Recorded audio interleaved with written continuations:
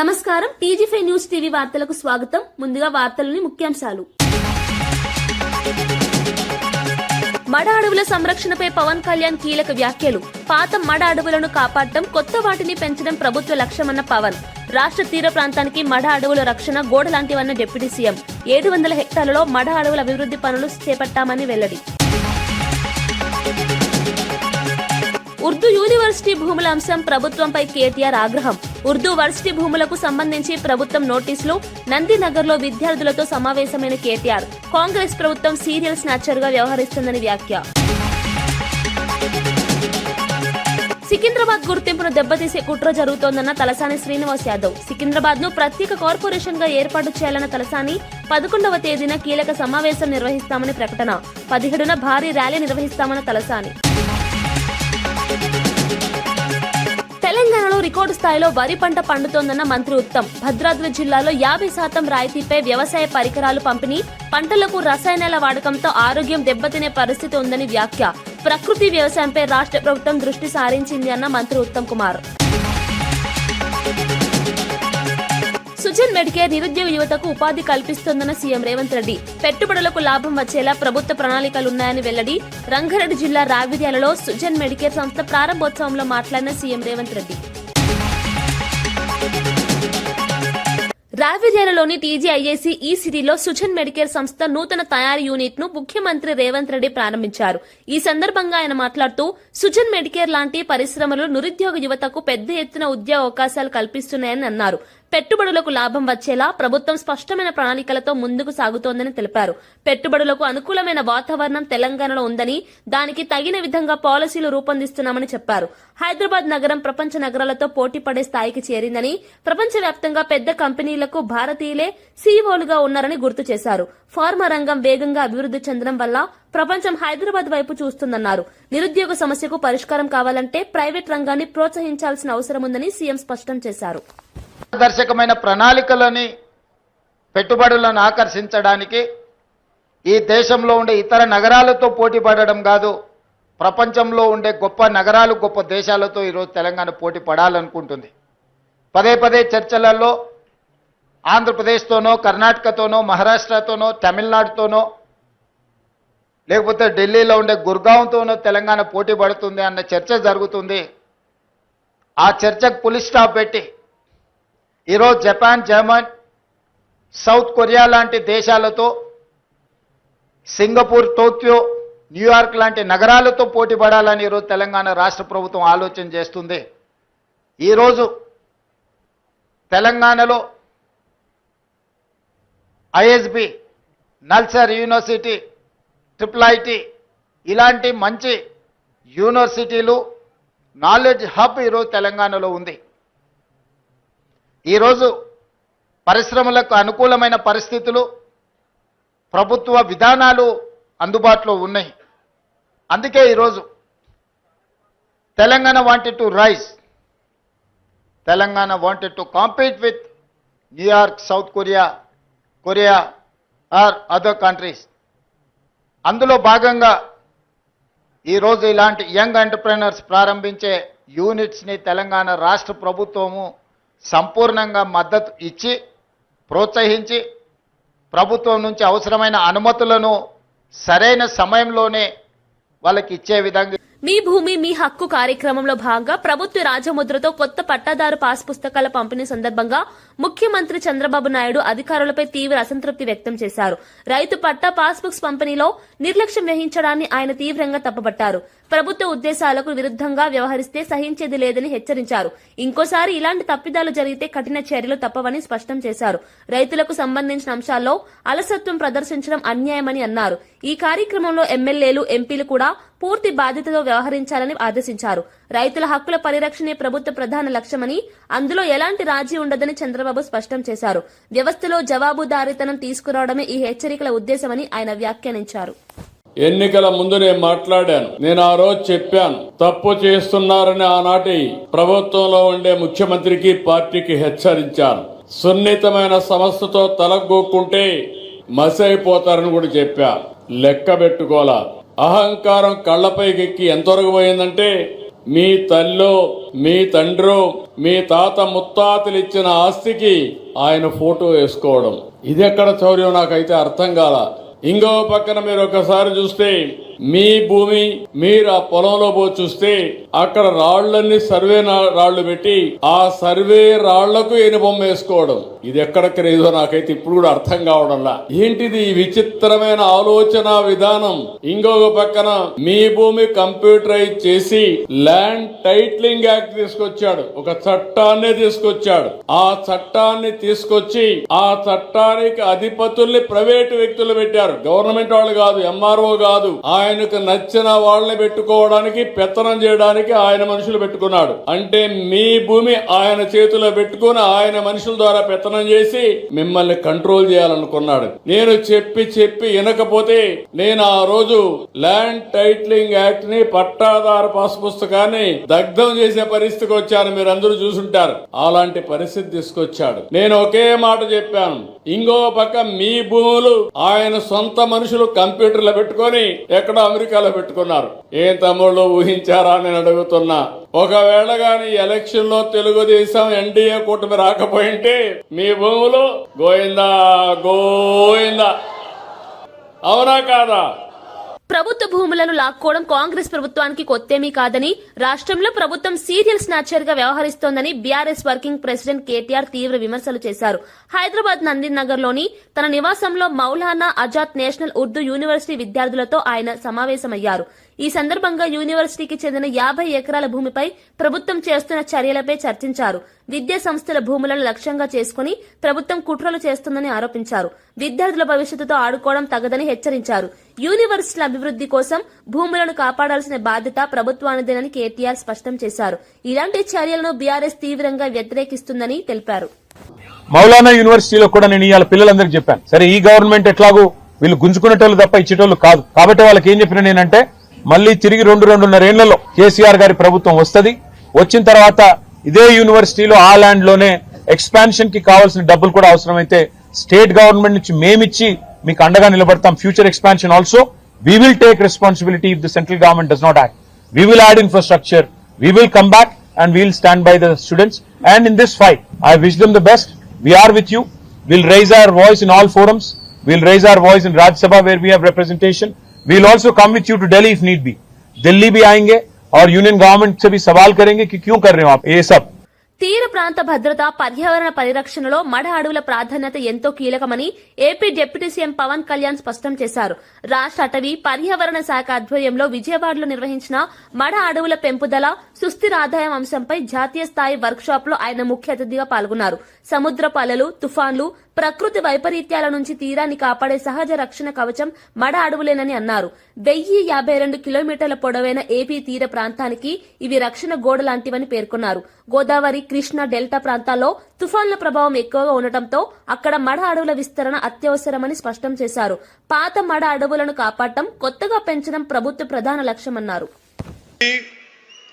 మీరు రాజకీయ పరంగా ఏదైనా చేద్దామంటే సంతోషం, అది మీరు ఒక విమర్శ చేయండి, ఇక్కడ అభివృద్ధి బాగలేదు, ఇంకోటి బాగలేదు. కానీ మీరు కులాల మధ్య, మతాల మధ్య గొడవ పెట్టేద్దాం అనుకుంటే వాటిని మెరుకు నేను వ్యక్తిగతంగా చాలా పర్సనల్గా తీసుకుంటాను. ఎందుకంటే I believe firmly in the foundations of our constitution. నేను రూల్లే మాట్లాడతా, రూల్నే అప్లై చేస్తా.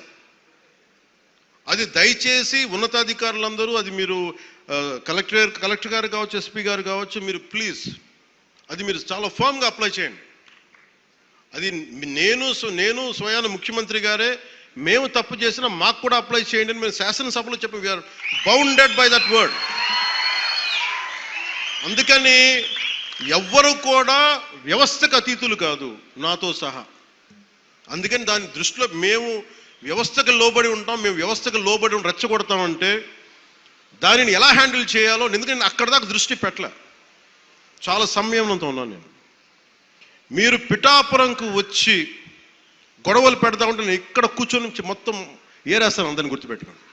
అక్కడ మౌలానా ఆజాద్ నేషనల్ ఉర్దూ యూనివర్సిటీ భూములపై నోటీసులు జారీ చేయడాన్ని నిరసిస్తూ BRS working president KTR Congress ప్రభుత్వంపై తీవ్ర విమర్శలు చేశారు. నందినగర్లో విద్యార్థులతో సమావేశమైన అనంతరం మీడియాతో మాట్లాడుతూ ప్రభుత్వం సీరియస్ నాచర్ గా వ్యవహరిస్తోందని అన్నారు. జయశంకర్ వ్యవసాయ విశ్వవిద్యాలయం నుంచి 100 ఎకరాలు తీసుకున్నారని, హైదరాబాద్ కేంద్రీయ విశ్వవిద్యాలయంలోనూ 400 ఎకరాల భూమిని దోచుకునే ప్రయత్నం చేశారని ఆరోపించారు. విద్యార్థులు పోరాడినా ప్రభుత్వం పట్టించుకోలేదని మండిపడ్డారు. సుప్రీంకోర్టు జోక్యం చేసుకునే వరకు కేంద్ర రాష్ట్ర ప్రభుత్వాలు స్పందించలేదని అన్నారు. విద్యా సంస్థల భూములను కాపాడేందుకు బీఆర్ఎస్ పోరాటం కొనసాగిస్తుందని కేటీఆర్ స్పష్టం చేశారు. భారతదేశంలోనే ఉర్దూ స్టడీస్ కి ఉన్న ఒకే ఒక్క సెంట్రల్ యూనివర్సిటీని ఏ రకంగా ఈ రాష్ట్ర ప్రభుత్వం నిర్వీర్యం చేసే ప్రయత్నం చేస్తున్నదో, దీన్ని కూడా రియల్ ఎస్టేట్ అవసరాల కోసం ఏ రకంగా వాడుకోవడానికి విలువైన ఆ భూములను ఏ రకంగా 50 ఎకరాలను ఇవాళ స్వాధీనం చేసుకోవడానికి ప్రయత్నం చేస్తున్నదో వారి బాధను వివరించడానికి ఇక్కడికి వచ్చారు. ఈ మౌలానా అబుల్ కలాం ఆజాద్ యూనివర్సిటీ ఏదైతే ఉన్నదో, వీరు గతంలో కూడా హైదరాబాద్ ఇన్ఫ్రాస్ట్రక్చర్ అవసరాలకు సంబంధించినంత వరకు ఎప్పుడైనా కూడా సహకరించారు. ఎప్పుడైనా కూడా ముందుకొచ్చి హైదరాబాద్ ముందుకు పోతుంది అంటే మాత్రం వారు కూడా మనకు అండగా నిలిచారు. బీఆర్ఎస్ గవర్నమెంట్ వచ్చిన తర్వాత ఆ ఖాజాగూడ చెరువు నుంచి యువతల గచ్చిబౌలి టు అటు నానక్రామ్ కూడా ఒక లింక్ రోడ్ తీయడానికి ల్యాండ్ అడిగితే 7 ఎకరాల స్థలం అప్పుడు కూడా యూనివర్సిటీ ల్యాండ్ అప్పుడు కూడా వాళ్ళు సహకరించారు. అప్పుడు కూడా వారి యూనివర్సిటీ కాంపౌండ్ వాళ్ళు కూడా వెనక్కి జరుపుకొని వారు మనకు రహదారి ఏర్పాటు చేయడానికి అవకాశం ఇచ్చారు. అంటే ఎందుకు చెప్తా ఉన్నానంటే, హైదరాబాద్ నగర విస్తరణకు, హైదరాబాద్ ప్రజల అవసరాలకి, హైదరాబాద్ పురోగమనానికి ఎన్నడూ కూడా యూనివర్సిటీ వ్యతిరేకించలేదు. కానీ ఈ రోజు యూనివర్సిటీ పిల్లలందరూ కూడా ఇక్కడ ఎందుకు వచ్చారు అంటే, అసలు సెంట్రల్ యూనివర్సిటీ వచ్చిందే హైదరాబాద్ కి తెలంగాణ మొదటి దశ పోరాటం తర్వాత ఇక్కడి విద్యార్థులకు, ఇక్కడి ప్రజలకు ఇచ్చిన హామీల్లో భాగంగా హైదరాబాద్ సెంట్రల్ యూనివర్సిటీని ఏర్పాటు చేశారు. ఆ తర్వాత క్రమంలో మరొక సెంట్రల్ యూనివర్సిటీ మరి అబుల్ కలాం గారి పేరు మీద పెట్టిన మను కూడా పెట్టారు. పెట్టిన తర్వాత ఈ రోజు ఆ విశ్వవిద్యాలయాలకు ఇచ్చిన భూములను తిరిగి వెనక్కి తీసుకుందామనే ప్రయత్నం ఏదైతే ప్రభుత్వం చేస్తున్నదో, ఇది నిజంగా కూడా తీవ్రంగా గర్హించదగ్గది, తీవ్రంగా. భద్రాద్రి కొత్తగూడెం జిల్లా అశ్వరావుపేట వ్యవసాయ కళాశాలలో నిర్వహించిన రైతు మేళా కార్యక్రమంలో తెలంగాణ మంత్రులు తుమ్మల నాగేశ్వరరావు, ఉత్తమ్ కుమార్ రెడ్డి పాల్గొన్నారు. ఈ సందర్భంగా 2 కొత్త వ్యవసాయ పథకాలను ప్రారంభించారు. బీఆర్ఎస్ పాలనలో నిర్లక్ష్యానికి గురైన వ్యవసాయ యాంత్రీకరణ పథకాన్ని మళ్లీ ప్రారంభించినట్లు మంత్రులు తెలిపారు. ఈ కార్యక్రమంలో 350 మంది రైతులకు 1.7 కోట్ల విలువైన యాంత్రీకరణ పరికరాలను పంపిణీ చేశారు. ఆధునిక యంత్రాలతో సాగు వ్యయం తగ్గి దిగుబడి పెరుగుతుందని వారు పేర్కొన్నారు. రైతుల ఆదాయం పెంచడమే ప్రభుత్వ లక్ష్యమని, అందుకోసం సాగునీరు, యాంత్రీకరణ, మార్కెటింగ్ పై ప్రత్యేక దృష్టి పెట్టామని తెలిపారు. వ్యవసాయ రంగాన్ని లాభసాటిగా మార్చేందుకు కాంగ్రెస్ ప్రభుత్వం కట్టుబడి ఉందని మంత్రులు స్పష్టం చేశారు. అని చెప్పి సెంట్రల్ వాటర్ కమిషన్, కేంద్ర ప్రభుత్వం మాకు లిఖిత పూర్వకంగా తెలియజేయడం జరిగింది. మన కాంగ్రెస్ ప్రభుత్వం వచ్చిన తర్వాతనే గోదావరి నదీ జలాలపై గాని, కృష్ణా నదీ జలాలపై గాని మనకి రావాల్సిన లీగల్ రైట్, నీటి హక్కులపై మనం అన్ని విధాలుగా పోరాటం చేసి సమర్థవంతంగా ముందుకు పోతున్న విషయాన్ని మనం చేస్తున్నాం. ఆనాడు కృష్ణా నదీ జలాలు ఆంధ్రప్రదేశ్ కి 66% వాటా, మనకు 34% వాటానే సరిపోతాయి అని చెప్పి ఆనాటి బీఆర్ఎస్ ప్రభుత్వం లిఖితపూర్వకంగా 10 ఏళ్ల పాటిస్తే, మేము వచ్చిన తర్వాత అది కరెక్ట్ కాదు, క్యాచ్మెంట్ ఏరియా, బేసిన్ పారామీటర్ తీసుకొని కృష్ణా నదీ జలాల్లో తెలంగాణ రాష్ట్రానికే 71% వాటా ఇవ్వాలని చెప్పి ట్రిబ్యునల్లో గానీ ఇతర ఫోరంలో గానీ మేం పోరాటం చేస్తున్నాము. కట్టిన ఒక్క ప్రాజెక్టు కూలిపోయిన విషయం మీకు తెలుసు. మేడిగడ్డ, అన్నారం, సుందిల్లా ఏదో పిచ్చి పిచ్చి మాటలు మాట్లాడుతుంటారు. పూర్తిగా డిజైన్ లోపం, నిర్మాణంలో లోపం, మెయింటెనెన్స్ లోపం, బ్యారేజ్లో ఆ స్థాయిలో నీళ్లు నింపొద్దు అని చెప్పి నిపుణులు ఇచ్చినా ఆ రోజు ఆ ప్రభుత్వం నిర్లక్ష్యం వహించి అసమర్థత, చేతగానితనం మరితో ఆ బ్యారేజీలు కూలిపోయినాయి. ఏ స్థాయిలో గోదావరి నదీ జలాలపై వాళ్ళు కట్టిన ప్రాజెక్టులు ఏమైనాయో ఈ తెలంగాణ ప్రజానీకం అందరూ కూడా తెలుసుకోవాలని చెప్పి నేను మనవి చేస్తున్నాం. సీతమ్మ సాగర్ బ్యారేజ్ గాని, సీతారాం సాగర్ ప్రాజెక్టు గాని పూర్తి స్థాయిలో పూర్తి చేసి ఉమ్మడి ఖమ్మం జిల్లాకి మరి పుష్కలంగా గోదావరి నదీ జలాలు తీసుకొస్తామని చెప్పి సభాముఖంగా మీకు మాటిస్తూ ముగిస్తున్నాను. జై హింద్, జై కాంగ్రెస్. 10 లక్షల ఎకరాలకి గోదావరి జలాలతోటి, పచ్చగా పామాయిల్ తోటి పరవడిల్లాల నా రైతు సోదరులు చిరునవ్వుతోటి వాళ్ళ జీవితకాలం ఏ రకమైనటువంటి లోటు లేకుండా వ్యవసాయం సాగాలనే ఏకైక కోరికతోటి ఆ ప్రాజెక్టుని ప్రారంభించాం. తెలంగాణకి ఆయిల్ ఫామ్ ఉంది, దాన్ని ప్రోత్సహించి 32-33 జిల్లాల్లో హైదరాబాద్ తప్ప మిగతా అన్ని జిల్లాల్లో మనం ఆయిల్ పామ్ను ప్రోత్సహిస్తున్నాం. అశోక్ నగర్ లో సినిమా థియేటర్ ఓపెనింగ్ కు వెళ్తున్న ముఖ్యమంత్రి రేవంత్ రెడ్డిపై బీఆర్ఎస్ నేత హరీష్ రావు తీవ్ర వ్యాఖ్యలు చేశారు. అదే అశోక్ నగర్ లో నిరుద్యోగులను కలిసే ధైర్యం ఉందా అని ఆయన సవాల్ విసిరారు. ఎన్నికల సమయంలో రాహుల్ గాంధీతో కలిసి 2 లక్షల ఉద్యోగాలు ఇస్తామని హామీ ఇచ్చారని గుర్తు చేశారు. థియేటర్ పక్కనే ఉన్న సెంట్రల్ లైబ్రరీకి వెళ్లి అక్కడ చదువుతున్న నిరుద్యోగులతో మాట్లాడాలని సూచించారు. ఇటీవల అసెంబ్లీలో శ్రీధర్ బాబు అందరికీ ప్రభుత్వ ఉద్యోగాలు ఇవ్వలేమని చెప్పడం నిరుద్యోగులను నిరాశపరిచిందని విమర్శించారు. జాబ్ క్యాలెండర్ పేరుతో జాబ్లెస్ క్యాలెండర్ ఇచ్చారని భట్టి విక్రమార్కపై కూడా వ్యాఖ్యలు చేశారు. హామీలు అమలు చేయకుండా ప్రజలను మభ్యపెడుతున్నారని హరీష్ రావు మండిపడ్డారు. గవర్నమెంట్ ఉద్యోగాలు ఇస్తామన్నారు. నిన్న అసెంబ్లీలో మంత్రి శ్రీధర్ బాబు గారు చెప్తున్నారు, గవర్నమెంట్ ఉద్యోగాలు ఆడుంటాయి బై, ప్రైవేట్ లో నౌకరు చేసుకోపోతే అందరి గవర్నమెంట్ ఉద్యోగాలు ఇచ్చి సాధ్యమవుతుందా, ఇది కాదు అని చేతులు ఎత్తేసాడు. భట్టి విక్రమార్క గారేమో జాబ్ క్యాలెండర్ అని చెప్పి జాబ్ క్యాలెండర్ పెట్టి జాబ్లెస్ క్యాలెండర్ చేసేసిండు దాన్ని. ఇప్పుడు నిన్న మొన్న దిల్సుఖ్ నగర్ లో పిల్లలు పాపం ఏమైనాయి మా 2 లక్షల ఉద్యోగాలు, ఏమైంది మా జాబ్ క్యాలెండర్ అని అడిగితే వాళ్ళ ఈపులన్నీ వాయగొట్టేసి ఇప్పుడేమో ఈయన అశోక్ నగర్ పోయి సినిమా టాకీస్ ఇనాగ్రేషన్ చేస్తారట. నేను రేవంత్ రెడ్డి డిమాండ్ చేస్తున్నా, సరే సినిమా టాకీస్ కు పోతావా, యాడికి పోతావో నీ ఇష్టం, నేను దాని గురించి మాట్లాడా. కానీ అదే అశోక్ నగర్ లో నువ్వు ఇనాగ్రేట్ చేసే సినిమా థియేటర్ పక్కనే అశోక్ నగర్ సెంట్రల్ లైబ్రరీ ఉంది. అక్కడికి వెళ్లి పిల్లలకు ఆనాడు నువ్వు ఏం మాట ఇచ్చినవో, ఎన్ని ఉద్యోగాలు ఇచ్చినవో దాని సంగతి చెప్పు. కూటమి ప్రభుత్వంపై వైఎస్ జగన్ చేస్తున్న ఆరోపణలు పూర్తిగా అసత్యమని మంత్రి ఆనం రామనారాయణ రెడ్డి తీవ్రంగా ఖండించారు. రాజకీయంగా ఉనికిని కాపాడుకునేందుకే జగన్ ఇటువంటి వ్యాఖ్యలు చేస్తున్నారని ఆయన అన్నారు. ప్రజా సమస్యలపై మాట్లాడే స్థితిలో జగన్ లేరని విమర్శించారు. గత పాలనలో జరిగిన తప్పిదాలను కప్పిపుచ్చుకోవడానికి ఇప్పుడు నిందారోపణలు రాజకీయాలు చేస్తున్నారని ఆరోపించారు. కూటమి ప్రభుత్వం ప్రజల సంక్షేమమే లక్ష్యంగా ముందుకు సాగుతోందని, అభివృద్ది కార్యక్రమాలతో ప్రజల్లో విశ్వాసం పెరుగుతోందని తెలిపారు. జగన్ వ్యాఖ్యలకు ప్రజలు ఇప్పటికే తగిన సమాధానం చెప్పారని, ఇకపై కూడా అలాంటి రాజకీయాలకు స్థానం ఉండదని ఆనం రామనారాయణ రెడ్డి స్పష్టం చేశారు. నువ్వేమన్నా మనిషివా? నువ్వు అసలు మానవుడివేనా? మానవ జీవితంలో ఉన్నావా నువ్వు?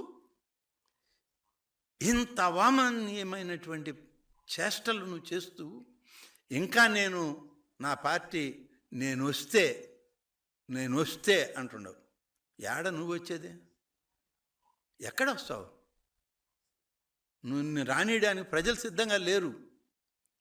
నువ్వు వస్తే అనేదానికి ట్రయల్ చూడు. ఇప్పుడు 11 నియోజకవర్గాలు రాజీనామా చేసి ప్రయత్నం చేద్దాం. ఇంత సిగ్గుమాలిన వికృతమైనటువంటి రాజకీయ చేష్టలతో ఇవాళ రాజకీయాలు అనేవే అసలు మనం ఎందుకున్నామా అనే పరిస్థితి వస్తుంది. ఇంకొక తరం రాజకీయానికి దూరం అయ్యే పరిస్థితి వచ్చింది. మంచి చేస్తామన్న ఆలోచనలు కూడా మనకు వద్దబ్బా ఈ చెడ పురుగులతో. ప్రసాదంలా కాదు నత్తలు ఉండింది, మీరు నత్తల్లా తయారయ్యారు, జలగల్లా తయారయ్యారు. మీరు జలగలు, ఈ రాష్ట్ర ప్రజానీకాన్ని పట్టి పీడుస్తున్న జలగలు మీరు. ఆ రక్తాన్ని దాగి ఆనందపడుతున్నారు. ఏపీ హోంమంత్రి వంగలపూడి అనిత తిరుమల శ్రీవారిని దర్శించుకున్నారు. వీఐపీ ప్రారంభ విరామ దర్శన సమయంలో ఆమె స్వామివారి సేవలో పాల్గొన్నారు. ఆలయ సంప్రదాయాల ప్రకారం పూజలు నిర్వహించి శ్రీవారి ఆశీస్సులు తీసుకున్నారు. అనంతరం ఆలయ అధికారులతో మాట్లాడి భక్తులకు అందుతున్న సౌకర్యాలపై వివరాలు తెలుసుకున్నారు. భక్తులకు ఎలాంటి అసౌకర్యాలు కలగకుండా ఏర్పాట్లు చేయాలని సూచించారు. తిరుమలలో శాంతి భద్రత నిర్వహణ, భద్రతా ఏర్పాట్లపై కూడా ఆమె అధికారులతో చర్చించారు. శ్రీవారి దర్శనం అనంతరం రాష్ట్ర ప్రజల శ్రేయస్సు కోసం ప్రార్థించినట్లు అనిత తెలిపారు.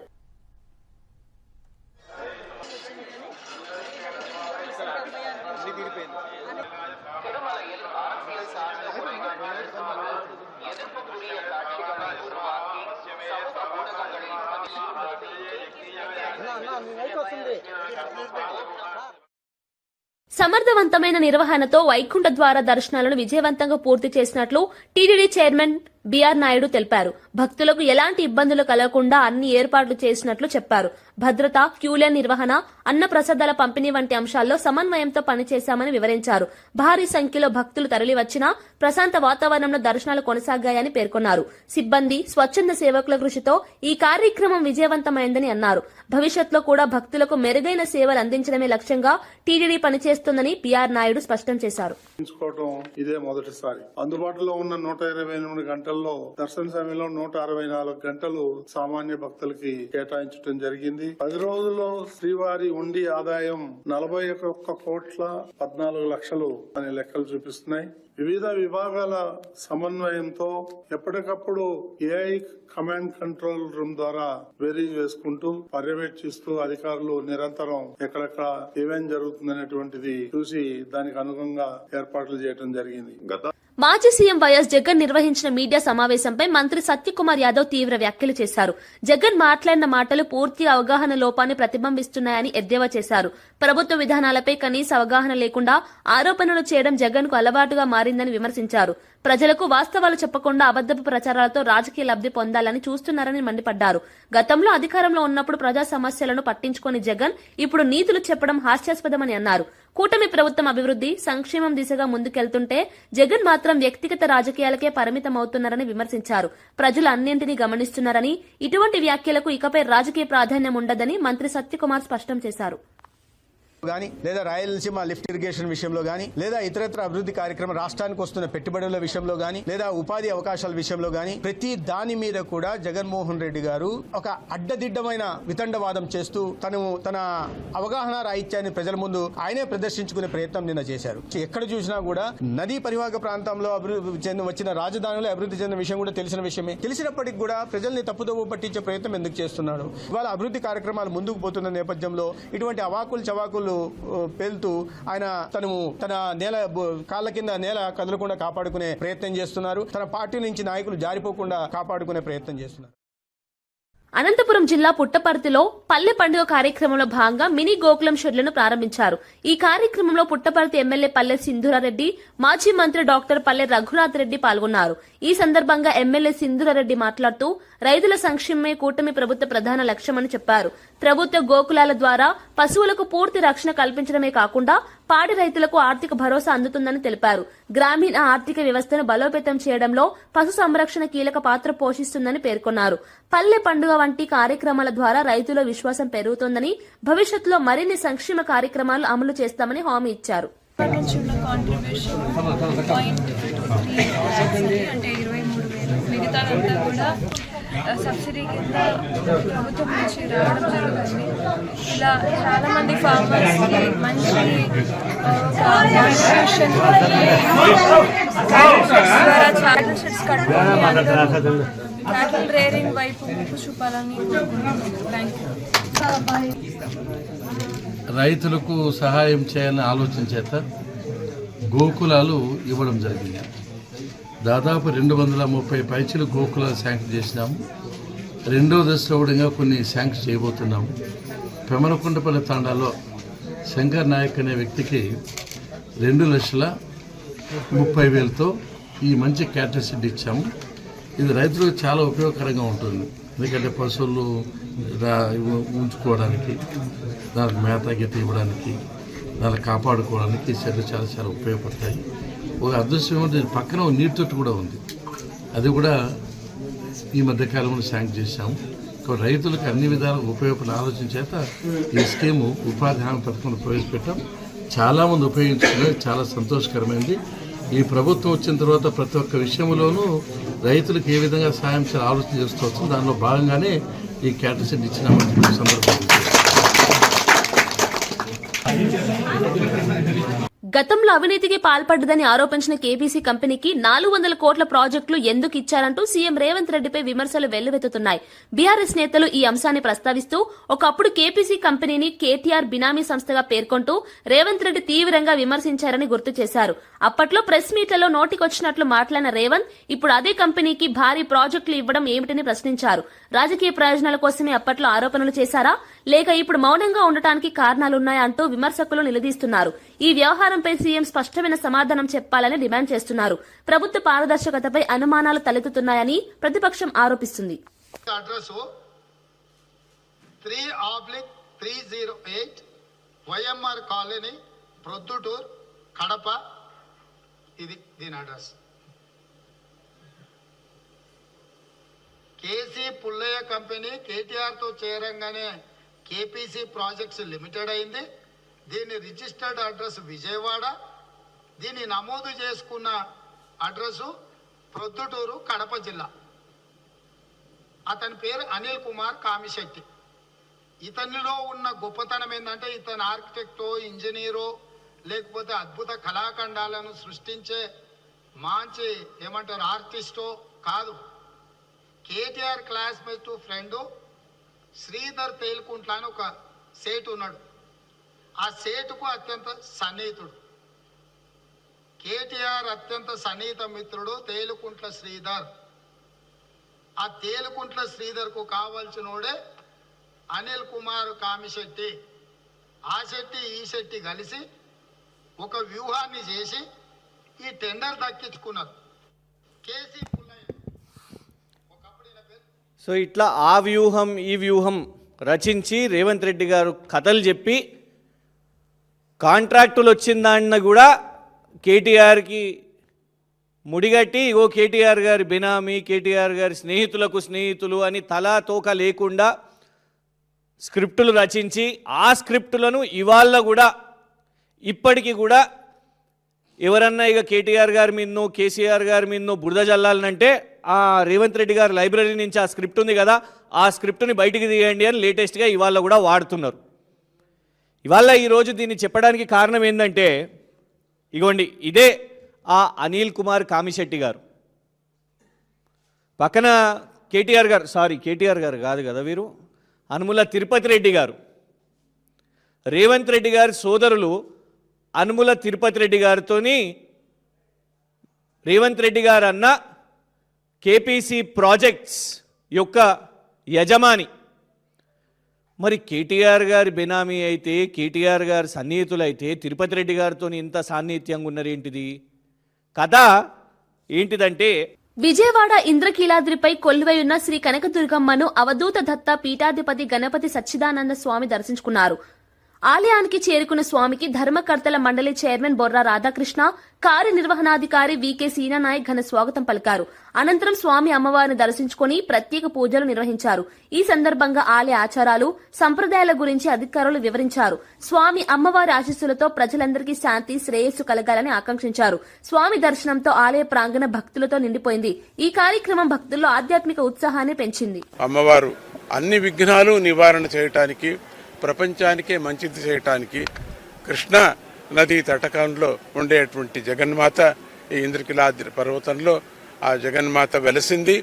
అందరి కోరికలు తీర్చటానికి, అందరి యొక్క బాధలు తీర్చటానికి, అందరి యొక్క రోగాలను తీర్చటానికి, మన ప్రపంచమంతా కూడా క్షేమంగా ఉండాలని చెప్పి, మన ఆంధ్రప్రదేశమే కాక సమస్త లోకం కూడా బాగా ఉండాలని ఆ దుర్గా పరమేశ్వరి అమ్మవారు ఆ దుర్గా రూపంతో అందరి కష్టాలు నివారణ చేస్తూ వాళ్ళ యొక్క శరీరాలకు కూడా ఆరోగ్యాన్ని ఇస్తూ ప్రజలకు, ప్రజాప్రతినిధులకు అందరికీ కూడా వాళ్ళ రంగాల్లో వాళ్ళ అభివృద్ధితో వాళ్ళ పనులు వాళ్ళు చేసుకుంటూ అభివృద్ధిని పొందాలని చెప్పి ఆ జగన్మాత అమ్మవారు కృష్ణానది దగ్గరే మనకు ఉండటం, ఈ యొక్క ఇంద్రకీలాద్రి పర్వతం పైన అందరూ కూడా ఎన్నో ప్రపంచంలో ఉండే వాళ్ళందరూ కూడా ఆ దేవతా భక్తులందరూ కూడా ప్రధానంగా విష్ణు భక్తులు అందరూ కూడా అమ్మవారి యొక్క ఆ శివుడి రూపంతో ఉండినటువంటి జగన్మాతను అందరూ దర్శించుకుంటున్నారు.